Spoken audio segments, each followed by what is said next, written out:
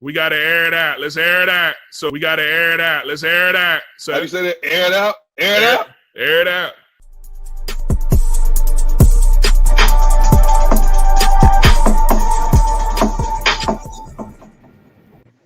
Yes, sir, you heard it right. This is the Air It Out College Football Podcast. I'm your humble host, Ron Jones. I'm super excited because the season is about to begin. But What sport? So it's college. What? It's College or NFL? It's Wednesday. It's Wednesday. Yeah. It's not Wednesday, Jerome. I'm on too many podcasts. I thought it was Thursday. I'm on too many podcasts. I apologize. We gotta run that back. Listen. Run it College back. football is coming back. We got NFL college coming back. Let's do it. Hey, this is not the Run It Back podcast. Come on, man. Early plugs. Well, guys, I'm your humble host, Ron Jones. As you know, we got my man, Avery Collins over here. What's up, Avery? So y'all see it. Y'all see who that is. Offense. Y'all see Jim Hopper in the building. I like it. All right. For the win. Yes, sir. We got Darius Riddick right down there. What's going on, Darius? I'm repping Boston. I'm repping the Red Sox today. I'll have the Patriots one back on next week. You know, too much Boston. And we got our special guest today, as always, as we always love to have him on, Mr. Christopher Thomas. How you doing, sir? What's up? I got nothing. I just got a black shirt. That's all. Well, repping Nike. You didn't get the memo, Chris. It's all good. He shaved down the beard, y'all. You know what I'm saying? And I guarantee in a week and a half it'll be longer than mine. I guarantee it. Yeah, his beard goes ham. His beard definitely go ham. Guys, thank you for checking us out today. If you are watching live, as always, you can put your comments down in here and we will respond to them live on here. So if you have any questions, if you have you want to talk about any players, you want to talk about any teams, you want to talk about how trash the Patriots are, you can definitely put it right down there. Wow. I'm pretty sure. Who had more wins last season? Sorry? Who had more wins last season? That's all I'm gonna say on that. The Crickets. Okay. Who won the 2016 though? Who won that Super Bowl though? That's all that's what matters. The Super Bowl. Yeah, we gave that to y'all. It was a parting gift. Oh, parting gift. It was like here you go. We felt bad. All right. Well, all right. Cool. All right. If that's what you want to say, is that what you want to tell yourself at night? Okay. I have to. It helps me sleep better at night. But if you guys want to definitely do that, put your comments in there, and we will put your comments on display, and we'll talk about what you have to say. But before we get into anything else, we got to talk about some crazy news today. Well, not just today, this week. Cam Akers of the LA Rams injured for the season, hurt his Achilles. I want to know what you guys think about that. How's the impact going to be with that going on? I'm going to start off with Avery. What do you think about Cam Akers being out for the season for the Rams? This hurts. I think it's a sad situation. We all, on this podcast, we all believed in Cam. We all thought he was going to have a pretty solid year this year. He was going to be looked at as the number one back, right?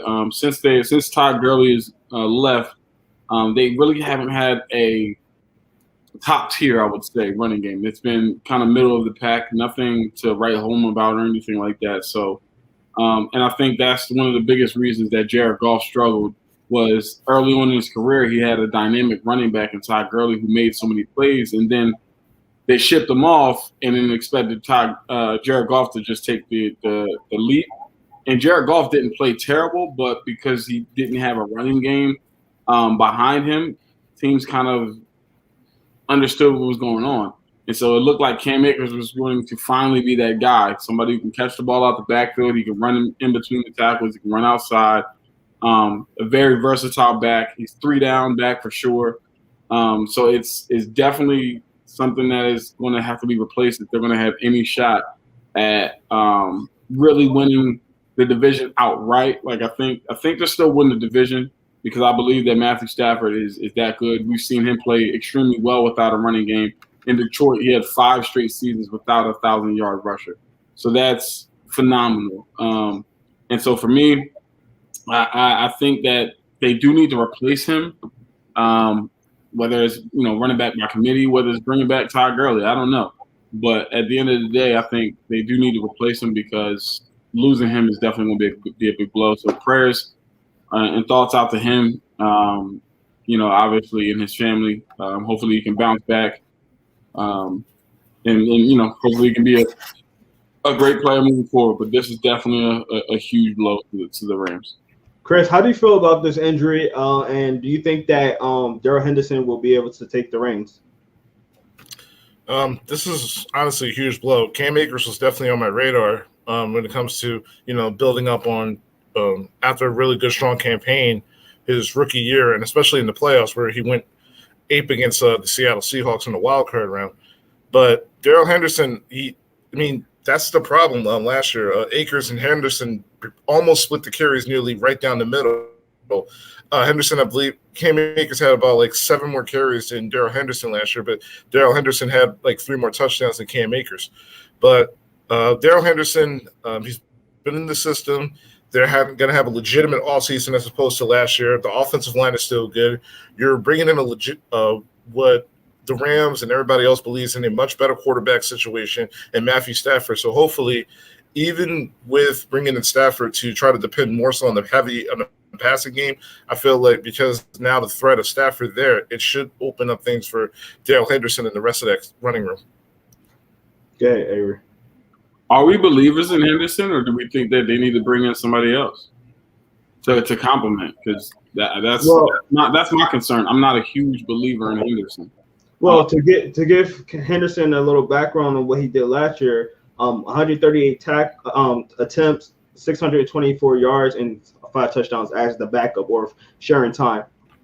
He's not a bad back, but I just feel like Cam Akers was, in my opinion, without question, the better back. I think he's more versatile. I think he is definitely somebody that can AP or Frank Gore. Yeah, definitely. I can see that, but I honestly, like I said, I wouldn't be surprised if they brought in somebody, and I agree with that right there. But I honestly wouldn't be surprised if they brought back Todd Gurley. I'm sure Todd Gurley would not want to play there anymore. But as a spellback, Todd Gurley can come in and get you. Like I said, when he played in Atlanta last year, through the first 4 or 5 weeks, he led the league in touchdowns, in rushing touchdowns, right? So it's not like he can't find the end zone still. He still can do that. I wouldn't even be surprised if they took a reach and maybe made a trade for somebody like Tony Pollard or something like that. But in my opinion, I don't know if Henderson alone will be the guy, but we will see. Definitely. Before we get to you, Chris, Chuck, thank you for being on. He says that there will be plenty of backs cut during training camp. That is definitely true, and there's also some running backs out there right now that they possibly bring in as well. Darren, thank you for being on. Darren Braxton, you couldn't get on today, but thank you for being on. Also, Chuck says Todd Gurley working for Atlanta is still at bank.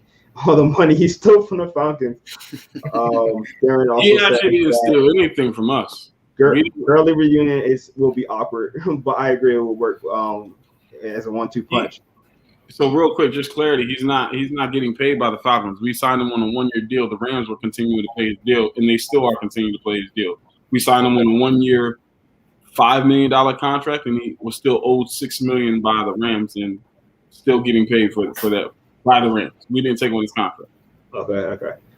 Darius, how do you feel about the whole situation? The one thing I hate, especially when a young player or just players in general, when they get hurt before the season even starts, right? In training camp, mini camp, because it's like you see glimpses of them during during their rookie year, and you're like, this guy has a promising future, and then he comes into the season, he has high expectations, and then obviously the injury that's going to end his season. So for me, it sucks to see that, and that's just been the trend that we've seen throughout the years, but. For Cam Akers, man, I like Avery said, prayers out to him. Hopefully he can come back next year. He can use this as a motivation to come back, next year and just play well. But for the Rams, I think this is a blow, but I think they're going to be able to be okay just because of their defense, right? Their defense is going to keep them in games. Matthew Stafford is going to keep them in games. The main thing was you don't want the Rams to be a one-dimensional team, right? You want them to be able to, throw the ball a couple of times, but also be balanced, right? Run the ball and be able to, control the time possession in certain games. So I think the loss of Cam Akers is huge, but I think the Rams are an aggressive team. We see what they do with their first round picks. They love giving up picks just for players. So I wouldn't be surprised, either before the season starts or right before the season starts, they decide, hey, we're going to make a trade for a guy like Sony Michel. That's when I've been hearing reports that they might go out and get him, somebody who's, can run between the guards and the tackles and is solid in the passing game. So, but I definitely think this is going to hurt them. And if they can't get the running back that they want, that can at least, put up at least 600, 700 yards, it's going to show. And then, Matthew Stafford is up there in that age. You don't want him throwing the ball 40, 50 times a game just to keep you in the games. You want to be able to run the ball at least 20 to 30 times just to keep a balanced offense. So we'll see how it plays out for the Rams. Definitely. Before I get to Avery and Chris, because I know they had something to say, but I could see the Patriots actually trading one of the running backs. Our running back group is getting a little hectic right there. Too crowded right now. A little too crowded. Right now. If you see maybe one of those running backs either get traded or one of them will get cut and the Rams pick them up. Chuck, that is definitely a Buccaneers fan down there. So, Avery, do say what you gotta say. I'm going to respond to that. Well, of course, we brought in Todd Gurley and expected playoffs. And if you look at what we did on offense, we weren't bad on offense.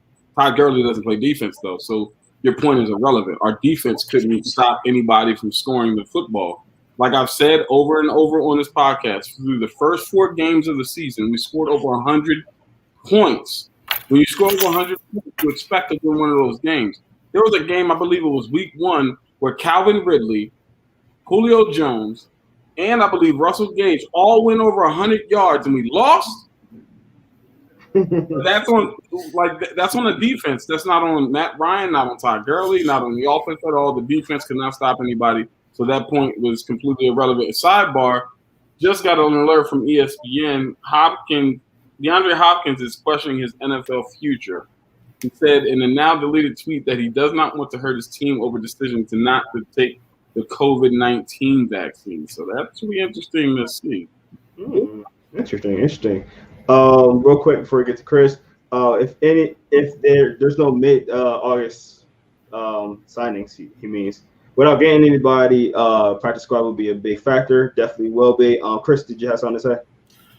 Well, for starters, real quick on the Todd Gurley point, he did cost you a game last year where he just didn't dive at the 1 yard line. He dived over the end zone. But in regards to, filling somebody up, Darius brought up a good point that the Patriots running back room is getting really crowded. I mean, even in Jacksonville, they got 3 legitimate running backs, and they're considering using Travis Etienne as only like a third running back only. I say not trade Robinson, but trade the other guy, and then make Etienne and James Robinson split the carries. Even here in Philadelphia, we just picked up Kerryon Johnson. I don't see possibly Jordan, a running back, Howard making the team, or Boston Scott. So I definitely see that the Rams are very aggressive. Like they said, the last time they drafted in the first round was to get Jared Goff, which they eventually traded off to get Matthew Stafford. So they aren't a team that's going to be resting on their laurels. They're definitely going to be a team that's going to be very aggressive in terms of maximizing their roster for a Super Bowl run. Real quick. That's true. That last one. I was going to say, you just proved literally just said exactly what I said in my previous take. And as far as Julio, first of all, nobody said we're making the playoffs. I didn't say it. I don't know what Falcons fans out there who are realistically like, yeah, we're about to just make the playoffs. Are we hopeful? Of course, because we can still put some points up, right? Our offense is still a top offense in the league. It's not number 1 or number 5. Right. You know what I'm saying? But it's like, as far as our defense, obviously, yeah, that's the biggest question mark. So I don't know why you threw that in there. I just said that. He's a Bucs fan, man. He's a Bucs fan. Before we continue to our next topic, I want to get everybody's real quick take on. He laughed at you, by the way. Real quick take on Saquon Barkley. He just got placed on the PUP list. Not a good sign. Real quick, Chris, how do you feel about that? Do you think it's a non-deal, or you think that maybe he should be like this is something we should be worried about right now? This is something I really expect. Not to mention it's July. It's not like at the start of the season yet. So when he's beginning to start missing games, or like he's just not practicing at all, then I'm going to start to worry. But the Giants definitely have more than enough in their locker room that they should be able to have a functioning offense even without Saquon Barkley. I agree with Chris, man. I mean, you go out and sign Kenny Galloway, you drive I think his name's Tooney from Florida. So he's on the PUP too, by the way. Yeah, so you have enough, I think, offensive firepower to last you. Your main thing is to protect your franchise guy, right? You want him to come back and he's fully healthy, he's fully confident to go out there. You know, it's an ACL injury. Yes, it's mostly physical, but it's also mental. So we don't know mentally if he's really ready to go out there and, you know, practice with these guys. I'm pretty sure he wants to, but he wants to make sure that he comes back in the best possible situation. And he's also coming into a contract year too. So you have to think he wants to make sure that he becomes the highest paid running back. And he also too, he comes in fully healthy, ready to go. So like Chris said, if he starts missing games, now you should be worried. But, you know, it's as expected. He's probably not going to really be active in training camp, probably miss a couple of preseason games. But if he's ready to go by week 1 or 2, then the Giants should be fine. Avery? Couldn't agree more to all those points. The physically unable to perform list, or to Darius's points, the psychologically unable to perform list. I think it's precautionary. I think it's a situation where they place that on him just to keep him out of camp, right? Don't push it. We want you week 1.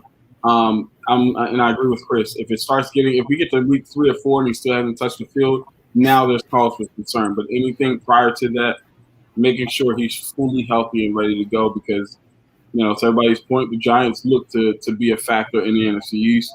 And so, you know, I'm not too concerned as of right now. Well, as a fellow Eagles fan, I'll say, you know, take your time, Saquon. Take your time. You may not want him to take his time. Take your time, Saquon. No, he could take his time. I think we played. I'm pretty sure we played the Giants early, if I'm not mistaken.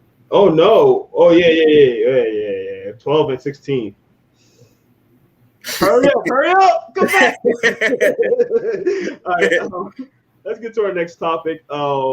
We got the top 3 wide receivers going into the 2021 season. So as you guys been seeing, if you haven't seen, go to our old podcast and you can definitely check them out. We did quarterbacks, we did running backs.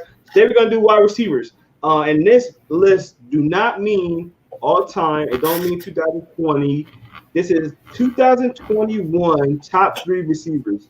So that don't mean we're looking at the career stats. We're not looking. No, this year who's gonna be the best receiver. So I want to hear from you guys. I'm gonna start with Darius. Who is your top 3 receivers going into the 2021 season?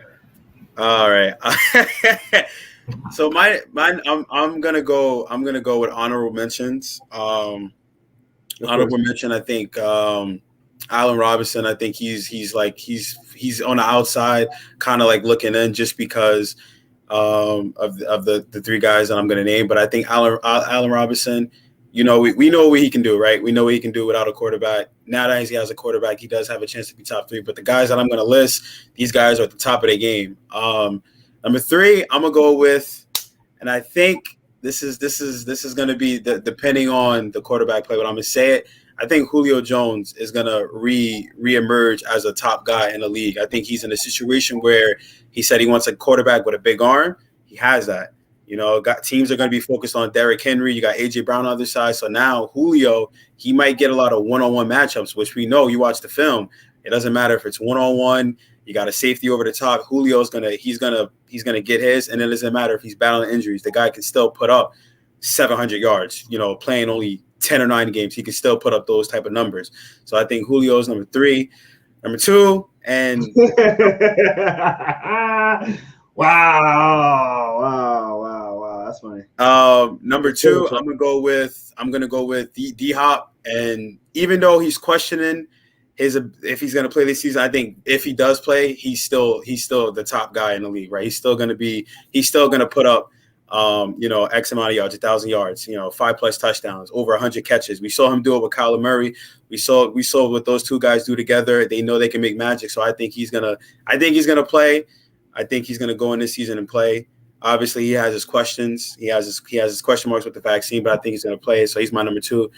My number 1, I'm gonna do it, even though his quarterback may not be there. I'm gonna go Devontae Adams. I just think the guy, we saw what he can do last year, right? This guy, his route running is amazing. His ability to catch the ball is amazing. So I think regardless if Aaron Rodgers isn't playing, if Jordan Love does decide to play, I still think he's going to get his yards. I still think he's going to be the top guy. So those are my top 3. All right, Avery. If Julio's top 3, I will not be upset. I expect Julio to be a top receiver in the league. Like, what are we talking about? I won't be upset. Julio Jones. I watched him for the last 10 years in Atlanta. Like, I'm expecting him. Oh yeah, you know it's funny too. He went to Atlanta. I didn't even think about this before, Avery. I forgot you were also an Alabama fan, so you've been watching for a while because he's been at Alabama. Then he went to your team with Falcons too. Yeah, you know what I mean. So I expect Julio to do what Julio does. I'll do 3 honorable mentions. I won't explain why. I'll just give the 3 honorable mentions. 1, I'll say Allen Robinson. I agree with Darius. 2, I'll say Calvin Ridley. And then 3, I will say Devontae Adams. Devontae Adams will not be in my top 3. And the reason for him, at least, is because of the whole quarterback situation and because of his contract situation. He wants a new contract as well. So I'm not exactly sure how that's going to play out. And then I'll do a 4th. Odell, I'll put him in as an honorable mention. But my top 3, OJ Howard. OJ Howard. I doubt it. Because you still got Gronk there too, right? Yeah, they still got Gronk. I think it depends on. I think it depends on 2 things, Chuck. I think if he decides to glean and learn from Gronk and not try to compete against Gronk, if he decides to learn from the greatest tight end to ever play this game of football, I think that he can take his game to another level. Because from an athletic standpoint, we all know OJ is easily top 3 to 5 as far as athleticism from tight ends in the league. It's just an IQ standpoint from when it comes to him, right? And just think about it. Traditionally, tight ends from Alabama, that's not what they're known for. They're not known for breeding tight ends. You want a tight end, you go to a place like Iowa or something like that. So I think that if he gleans from Gronk, yeah. But my 3, I'm going to start with number 1 and then go down to 3. I'm going to start with number 1. I think Stephon Diggs is going to go off again this year. I think the connection to him, he definitely was looking good. I think that the injuries not the injuries. I think that the connection with Josh Allen and Stephon Diggs, what they did last year was completely phenomenal. He led the league in receiving last year. Josh Allen took an immense jump throwing the football. So I think that if they can keep that connection going, if they can stay healthy, if they can do all those things, I think Stephon Diggs runs it back as the top receiver in the league this year. So for me, I think he's going to be phenomenal. Another honorable mention, and I'll give this one to Chuck. I think Mike Evans is actually going to have a pretty good year this year. I think he's actually going to have one of his career year. I think he might have somewhere between. I'm honestly thinking he might get like 16 touchdowns this year. I think he's going to really, really have a solid year this year. But if healthy, yeah, exactly. So my number 2 receiver, I'm torn. I was going to put him at number 3, but I'm not really. I'm up in the air about it, but I'm going to put him at number 2, and I think it's because he has a chip on his shoulder. What he's been doing this offseason has shown me that he's working right now, and I think that is what's going to bode well for him. And he has one of the best quarterbacks in the league. I'm going out on a limb here, and I'm going to say DK Metcalf. I think DK Metcalf is going to emerge as that next Terrell Owens, Julio Jones, Megatron type player that can run every route, that can go up and get it, that can do everything that he needs to do from a receiver standpoint. The biggest question mark for DK for me was going against the top tier corners in the league and his hands. His hands can be questionable sometimes. So I think that he's going to rectify those situations. I think corners are going to have a really, really, really, really tough time with him this year. So I'm going to go with him at number 2. And then at number 3, I'm going to do it. And there's a little bias here because he's one of my favorite players ever. I'm going to say Julio Jones. I agree with Darius. I think at number 3, Julio Jones comes in and shows why he's been the top receiver, in my opinion, since his second year in the NFL. I think he continues to do exactly what he's shown that he's capable of doing when healthy. And that's he can take the top off the defense. He can run the intermediate routes. He can run the short routes and turn them into 70-yard touchdowns. He can go over the middle and catch the football. He can go up and catch the football. He can do everything that you want from a receiver standpoint. So I think that he'll, come out and do a very, very, very, very good job this year. And those are my top 3. I just want to give a shout out to Jerome here. Well, his team at least. I think that he's going to have a better season than people project. I don't think he'll be top 10, but I have Devontae Smith at 11. I think he's going to have a pretty solid year, his rookie year, with Jalen Hurts. So that's just my personal opinion, so yeah. Is that because of the Alabama thing, or? Yeah, it's the Alabama ties. It's all those things, man. So I figured. And the fact that Devontae Smith, he's a great route runner. We know he can run and things like that. He got better speed than a lot of people think. Also. Exactly. And Jalen likes to throw the ball down the field. So we'll definitely say. All right, Chris, you're up, sir. All right, real quick, 3 honorable mentions. Number 1, my first honorable mention is Allen Robinson. I feel like he's definitely going to be a lot better this year, especially now with Justin Fields throwing him the football. He got targeted over 150 times last year, and I feel like with Justin Fields coming in, Akers, a much more accurate quarterback, a much more better quarterback in terms of throwing off script, and I really think that he's definitely going to be still in that top 5, top 10 wide receiver discussion. My second honorable mention is Justin Jefferson. No OTAs at all last year, and he just picked up exactly where Stephon Diggs left off after getting traded to Buffalo. And I really think this year is definitely he's going to turn that corner into that top 5 discussion. The route running, he's been doing stuff that we haven't seen in a rookie since Randy Moss, ironically, since he played for Minnesota. And my third honorable mention, everybody's forgot about him, but even though he is coming off an ACL tear, but this guy, in terms of route running, is one of the most special wide receivers that we've seen over the last few years. And more importantly, his second year is nearly better than anybody in the league. Odell Beckham, I think, is going to have a bounce-back year. Baker Mayfield is definitely in a much better situation.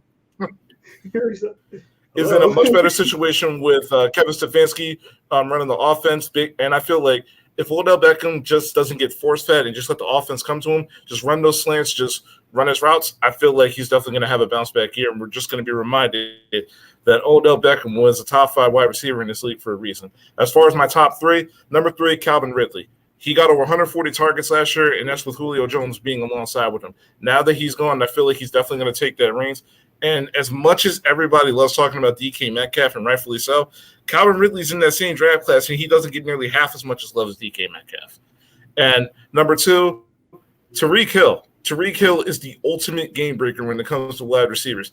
In the first quarter alone last year against Tampa Bay, obviously before what happened in the Super Bowl, the guy had over 200 receiving yards in the first quarter. And not to mention, he's rounding out in terms of wide receiver. Like, the guy can run routes legitimately. He can run hitch routes. He can run curls. He can run slants. He's becoming a much more complete wide receiver as opposed to just a guy that could just run to zero. And number 1, Stephon Diggs. What more can I say about him? No OTAs. He picked up the offense completely good with Josh Allen. Josh Allen's good in his own right, but there's a reason why Josh Allen was in the MVP race, and Stephon Diggs had a lot to do with it. I know Jerome has been banging on the table saying that between Adam Thielen and Stephon Diggs, between those two when they were in Minnesota, that Diggs was the better wide receiver of the two, and we're seeing it now. Thank you, Chris, for remembering that. Thank you. I really do thank you for remembering that, because I was the one that's saying that. I'm not going to give it a list, guys, but I will say this. Why nobody ever mentions Keenan Allen?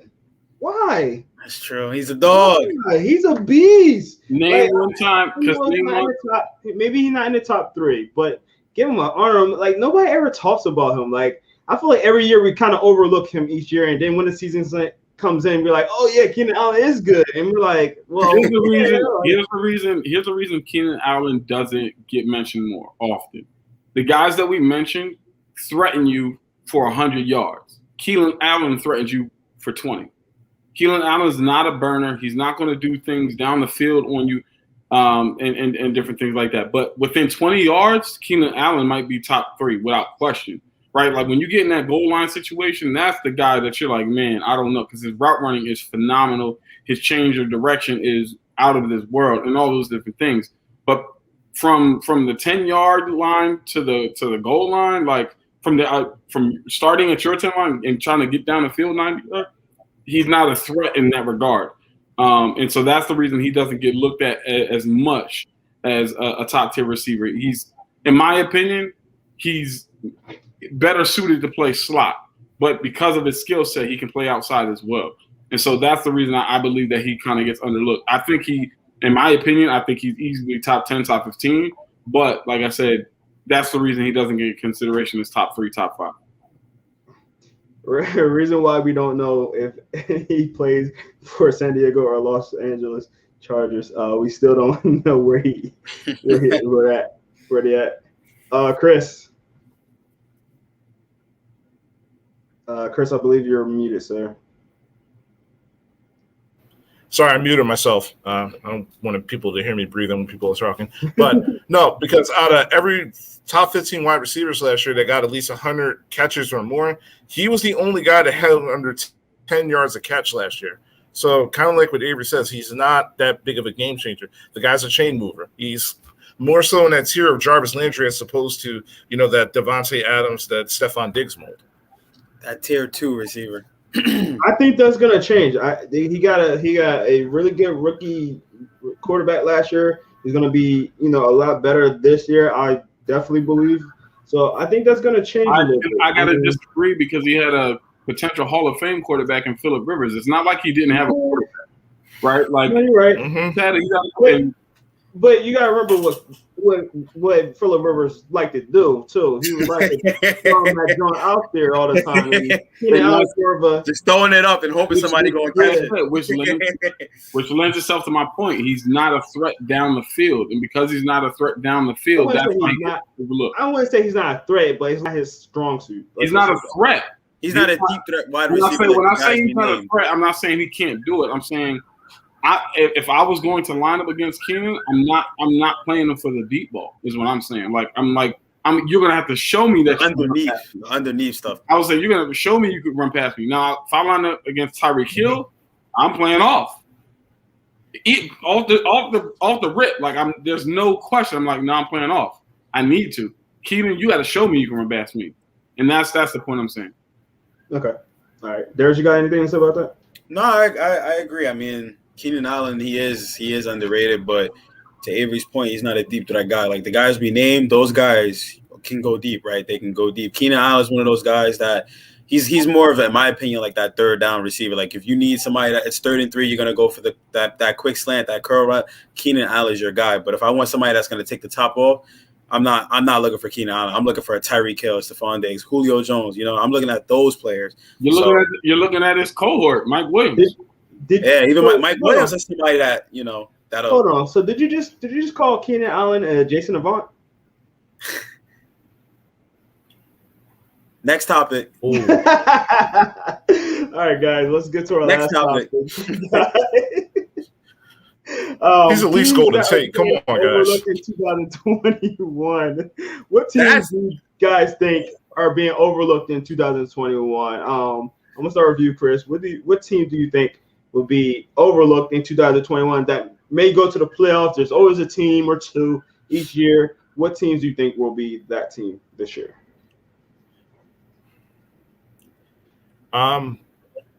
My team is the San Francisco 49ers. They got the most amount of injuries probably out of all the teams last year.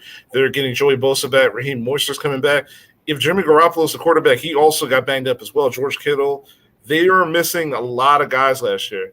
And even if they decide to go with Trey Lance, who I feel like is a much better quarterback, and if he picks up the offense, I feel like he's a much better option as opposed to Jimmy Garoppolo. And you got to think, week 1, if this team is fully healthy, the offensive line is set. You got your staples of running backs and Raheem Mostert and everybody else. You got Brandon Ayuk. You got Deebo Samuel. You got George Kittle. And not to mention your defense.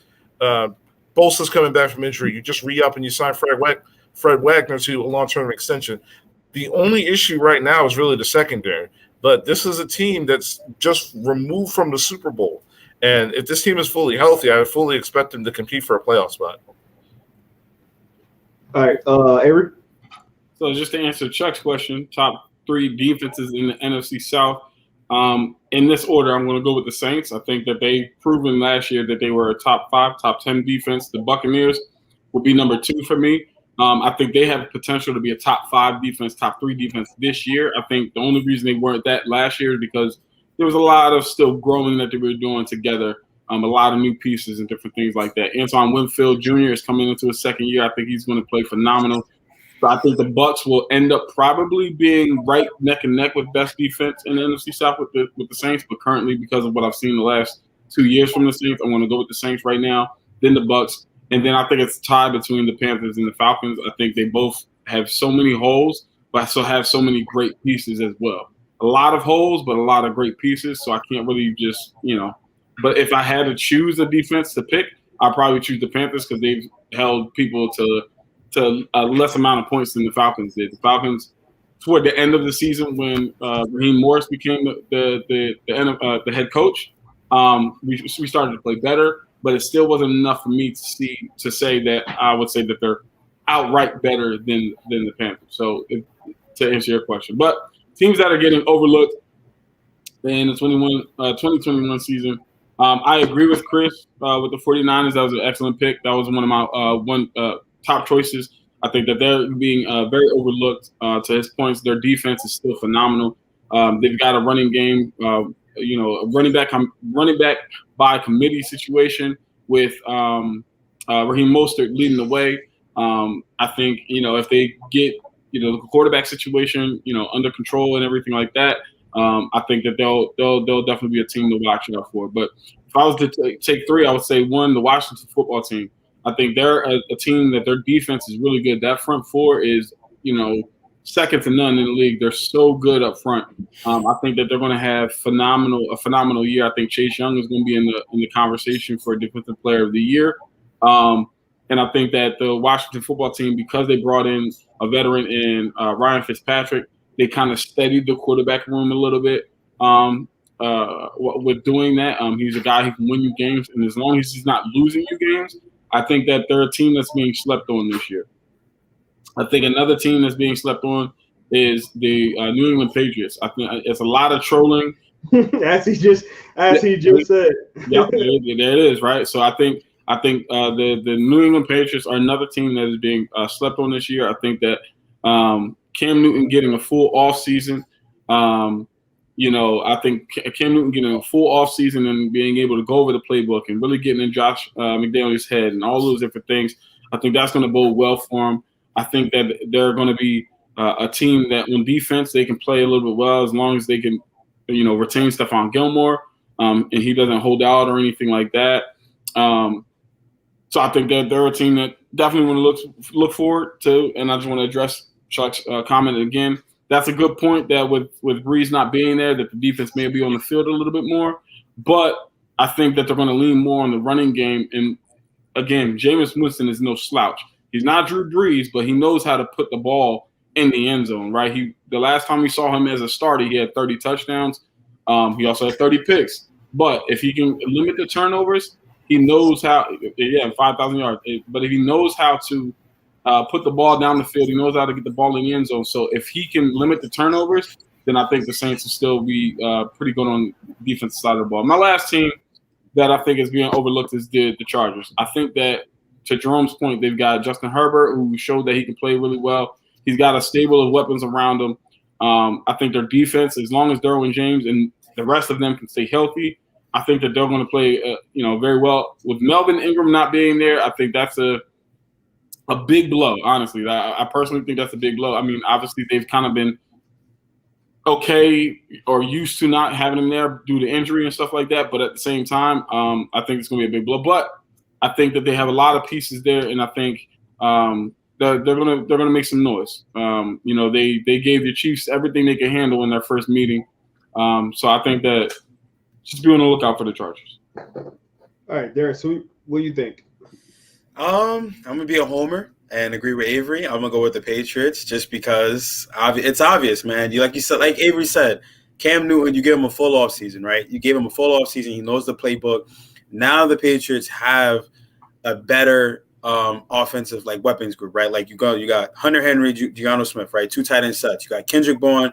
You got Aguilar. Like you have Nelson Aguilar. Now we know with Nelson Aguilar with the drop passes, he can clean that up. If he can clean that up, and this guy is the same guy that was in Oakland who put up 1,000 yards, right? And he was neck and neck with Tyreek Hill with 20 yards or more, like with receiving touchdowns. If you're getting that Aguilar, that's a win, right? And then the running game, right? Like I said, Damian Harris, I think he's gonna have a breakout season.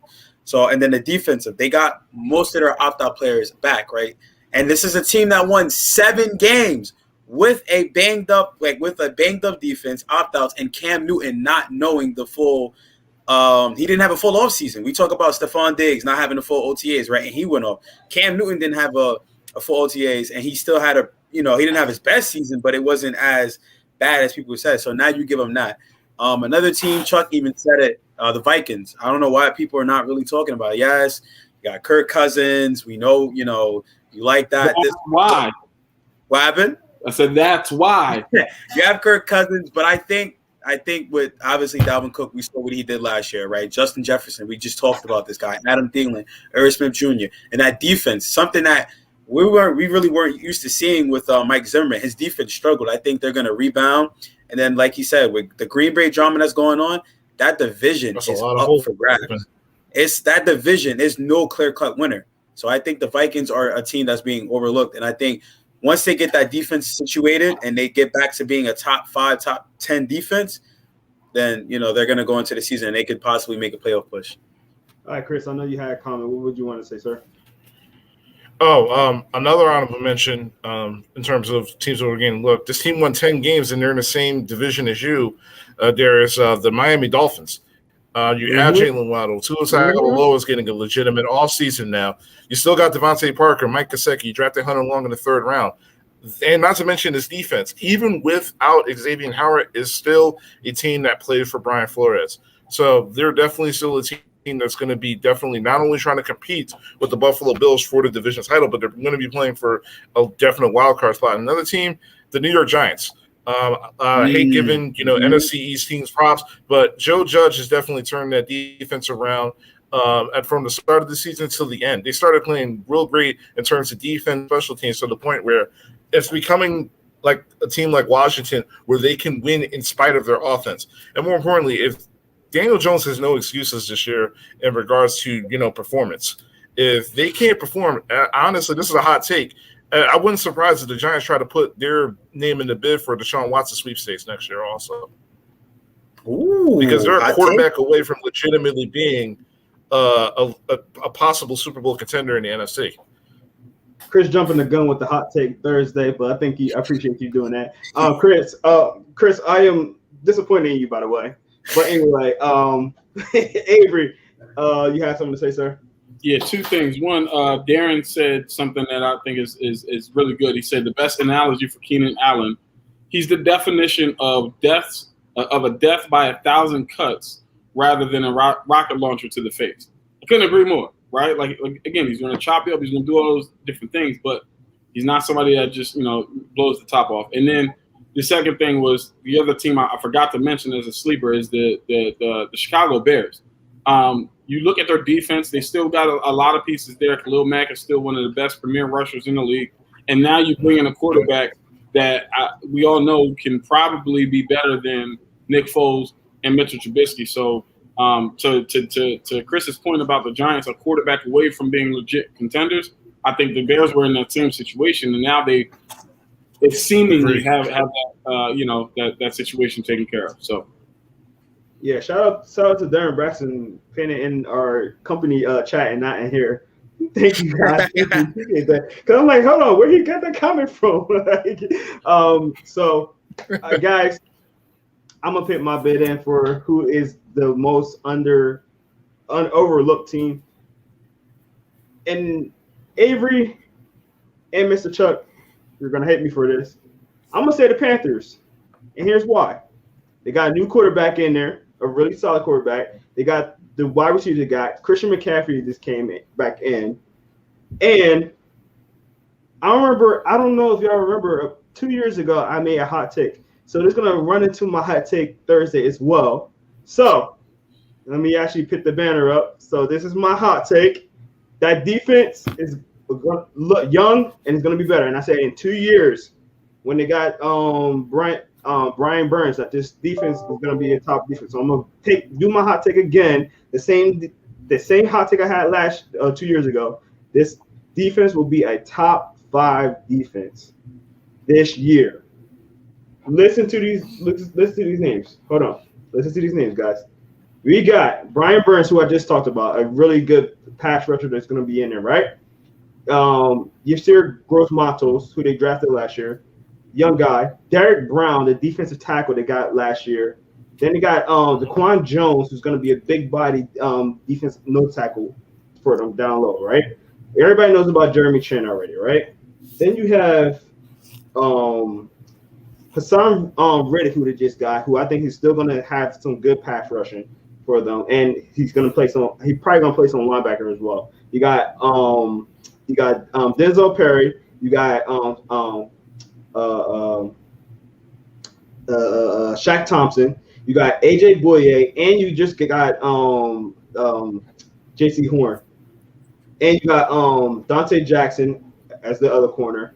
Troy Pride Jr., a lot of people don't know about him. He's going to be a really good safety. I think he's going to play hybrid safety and corner. I think this defense is young, but there are a very talented defense. And I think this defense, I'm telling you guys, y'all might not know a lot of these names, but this is a deep group on defense, and their coach is coaching up that defense really well. And it's going to be led by Jeremy Chin, and they're going to be a lot better than a lot of people thinking. And hot take, anybody want to talk about my hot take? I can dig it. Okay. Like I said, I've been saying this for the last couple of years. I was like, just give these kids a couple of years to grow in this defense. That's a good assessment. Getting better and better players these years. I think they're going to surprise. I think their defense is going to really surprise people. Anybody else got a hot take today? Nah. Whoa. I'll save it for the season. I'm saying you got something for the season. I got some. Yeah, we're gonna save it for the season. Well, okay. Plus, I gotta go. I got. All right. Now, since I'm not going to be on as much, one of my hot takes I kind of elaborated a little bit earlier when I was talking about Deshaun Watson, but I really think Deshaun Watson is going to end up on one of the NFC East teams next year. That's one of my hot takes. If Daniel Jones don't pan out, they have 2 first-round draft picks because of the Justin Fields trading back for Justin Fields. So that's a possible landing spot for them. Washington, their quarterbacks are Ryan Fitzpatrick and Taylor Heineke. Neither of those guys are long-term options. Washington is a perfect place for him as well. And listen, I want Jalen Hurts to ball out this year, but if Jalen Hurts struggles, then I could definitely see them, throwing a few first-round picks, what could end up being 3 first-round picks for Philly to get Deshaun Watson here to with this new and improved offense that they got. So that's 3 possible. You know how gross that would be if the Giants actually got Deshaun Watson, because the only reason they got another first-round pick was because the Eagles drafted up to get Devontae Smith. So they'll trade it down because they didn't get Smith. Got another second-round pick next year, and then first-round pick. Then they trade the first-round pick to get Deshaun Watson next year. Oh, my God. That would be freaking gross. Deshaun Watson, Saquon Barkley, Kenny Galladay, Evan Ingram. Oof. Woo! Gotta go. Terrifying to think about it. Gotta go. Matt Ryan for president. You know what I'm saying? Also, y'all pray. I don't know. I think my finger broke, so y'all just. Definitely have a broken finger as well, Avery. So hopefully, everything goes well with that, man.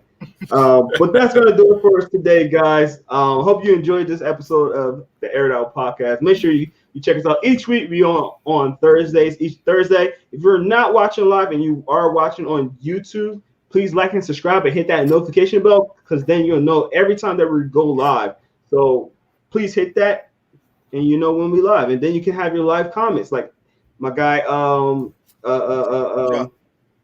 Chuck. Yeah, I'm sorry, Chuck. My guy Chuck and Darius, you know, they got to have their comments live, so you can Darren. as well. But Darius, y'all the same person. Oh my gosh.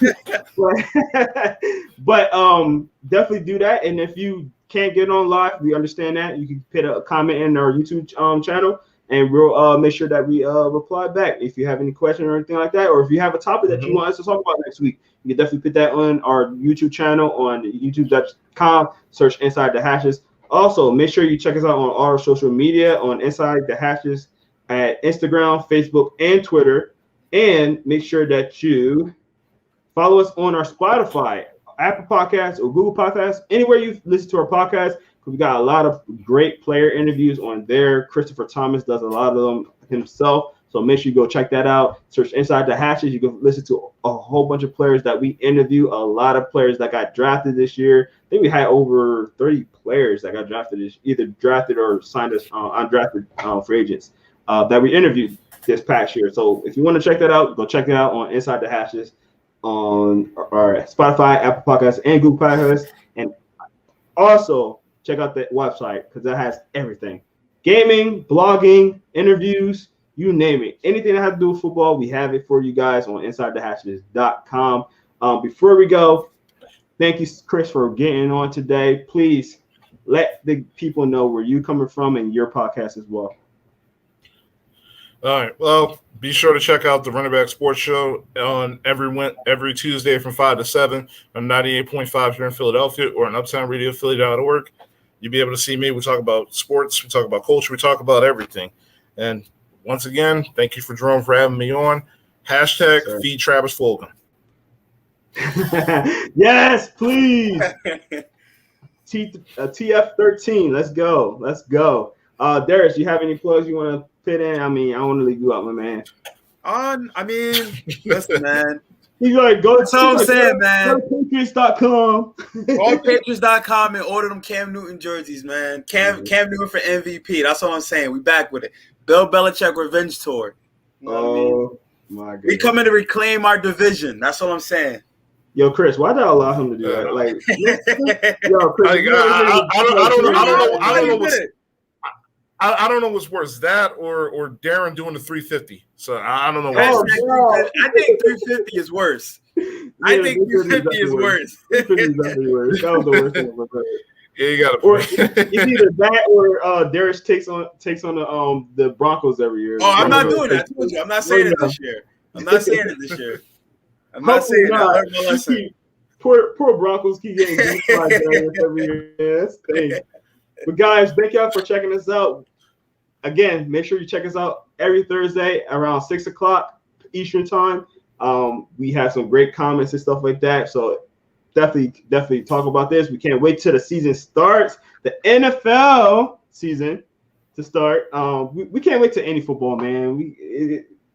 Football, college, high school, football is right around the corner. We got about a month now. Things are heating up. Training camp is coming right around the corner. It's just the best time right now just to be a football fan. So, guys, make sure you check us out each week. We thank you guys for being on, and we see you next week. Peace.